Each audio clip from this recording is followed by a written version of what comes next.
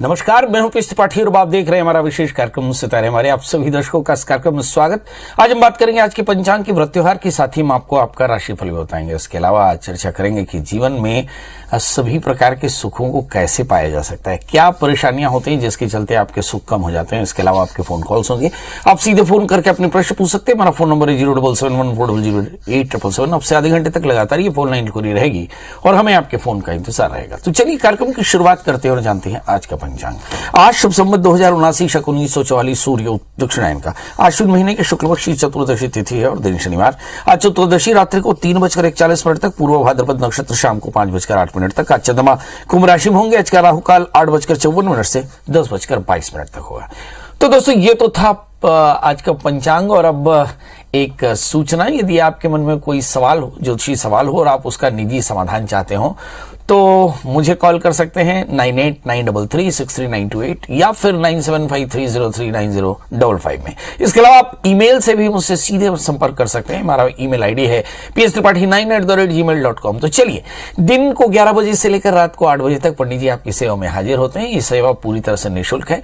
अब बात करते हैं अपने इस कार्यक्रम के सब्जेक्ट की, जीवन में दैनिक सुखों के लिए क्या करना चाहिए। सवाल यह है कि आखिर ऐसा क्या होता है जिसके चलते आपके सुखों में कमी होती है।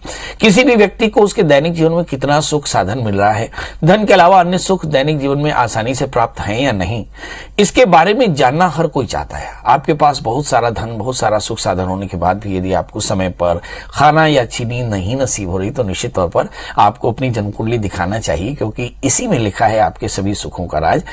धन का सुख या मकान का सुख, भौतिक सुख उपलब्ध होना ही सुखी होने का प्रतीक नहीं। ये सुख आपको नसीब है या नहीं, इस सुख का आप लाभ ले पाते हैं कि नहीं। यदि अगर आपके जीवन में सुख समृद्धि मान जैसे सभी सुख समान भाव से हैं, तभी आपको सुखी कहा जा सकता है। और अगर इनमें से कोई भी सुख कम अथवा किसी विशेष दिन में या विशेष समय में इनकी कमी दिखाई दे तो आपको अपनी जन्म कुंडली जरूर दिखाना चाहिए।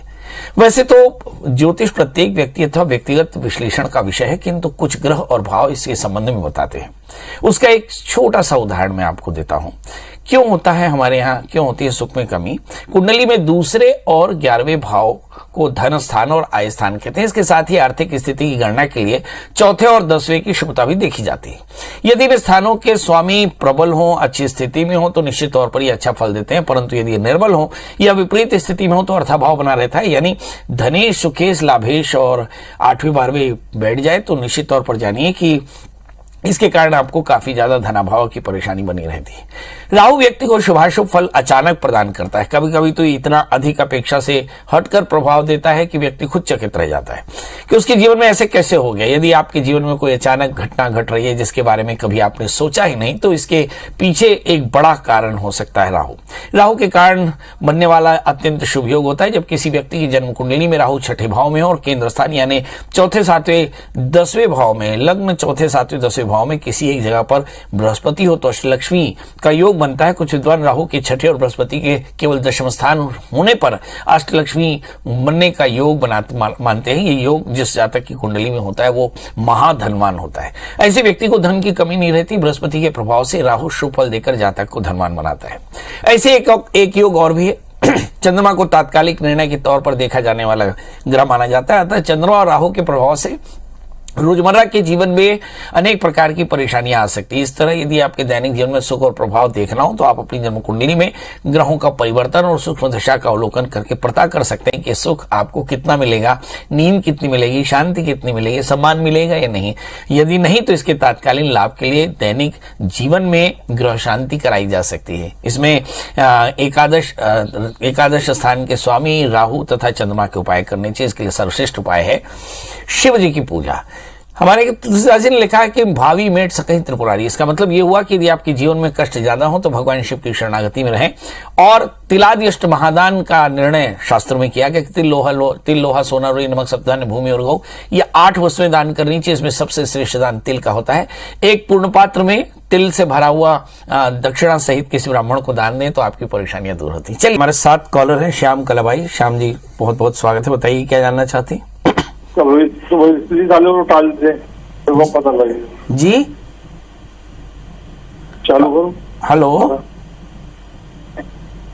हेलो, श्याम जी आपको मेरी आवाज मिल रही है? वो लिख लो। तो फटाफट बताएं डेट ऑफ बर्थ, टाइम और प्लेस। बोलो। लगता है कि श्याम कला भाई से बात नहीं हो पा रही है। हमारे साथ अगले कॉलर प्रगति हैं। प्रगति जी, आपका बहुत बहुत स्वागत। बताइए क्या जानना चाहते हैं। सर हम ये पहले तो चैनल पर जी जी जी, सादर प्रणाम। हम प्रगति तिवारी इंदौर से बोल रहे हैं। जी जी जी, प्रणाम करता हूँ। बताइए डेट ऑफ बर्थ, टाइम और प्लेस। हमें अपने हस्बैंड के बारे में जानना है। उनकी जन्म तारीख बता दें। 22 दिसंबर 22 दिसंबर 1987। 87। जी। जन्म समय सुबह 4 से 6 के बीच में है। जन्म स्थान है उत्तर प्रदेश, यूपी, कानपुर। जी। अभी करते क्या है आपके हस्बैंड? मेरे हस्बैंड ऐसे जॉब करते हैं, उन्होंने अपना बिजनेस डाला था, तो वो एक ही बार माला है पर वो चला नहीं, वो सही से चलता नहीं है, तो मुझे उसी के विषय में जानना है। तो अभी क्या कर रहे हैं? सर्विस कर रहे हैं, बिजनेस कर रहे हैं? हाँ, सर्विस ही कर रहे हैं उसी क्षेत्र में। सर्विस भी कर रहे हैं, व्यापार भी कर रहे हैं, या व्यापार छोड़ दिया? छोड़ नहीं दिया, मतलब रखे हैं बैक साइड में, अगर चल जाए तो अच्छा है, ना चले। चलिए आइए देखते हैं, पति ने कोई व्यापार शुरू किया है, व्यापार चलता नहीं, वजह क्या है? आइए देखते हैं। आपके हस्बैंड का जन्म लग्न वृश्चिक, राशि कन्या, लग्न में गुरु है। He is good in service. मेरे ख्याल से सेवा में इनको, सर्विस में इनको काफी अच्छा प्रतिफल मिलेगा। तृतीय छठे स्थान में है। एंटरप्रेन्योरशिप बहुत ज्यादा सुटेबल नहीं।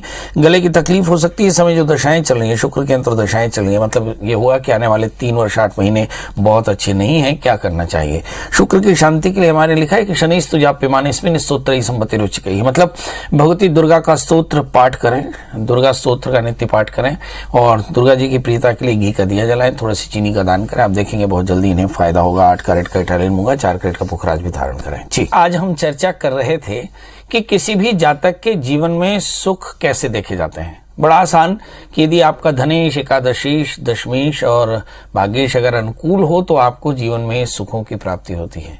इसके अलावा इन स्थानों के स्वामी जब 6ठे, 8वें, 12वें बैठ जाए तो निश्चित तौर पर जानिए कि आपके जीवन में परेशानियां बहुत होती हैं, और इन परेशानियों का समाधान क्या है। शास्त्र में लिखा है कि सर्वेशाम अविरोधेन ब्रह्म कर्म समारभेत। ग्रह धातु से बना ग्रह जिसका अर्थ होता है पकड़ लेने वाला, और जब इन ग्रहों के कारण आप परेशान हो रहे हो तो भगवान शिव की पूजा करें, ओम नमः शिवाय इस मंत्र का जप करें, भगवान शिव का नित्य अभिषेक करें और जीव सेवा करें। थोड़ा सा शिव महिमा स्तोत्र का पाठ कर लें, आप देखेंगे कि आपके जीवन में सब प्रकार की समृद्धि मिलती रहेगी। तो दोस्तों अब आपसे विदा लेने का समय। कल फिर हाजिर होंगे किसी नए विषय के साथ। तब तक मुझे दीजिए इजाजत। नमस्कार।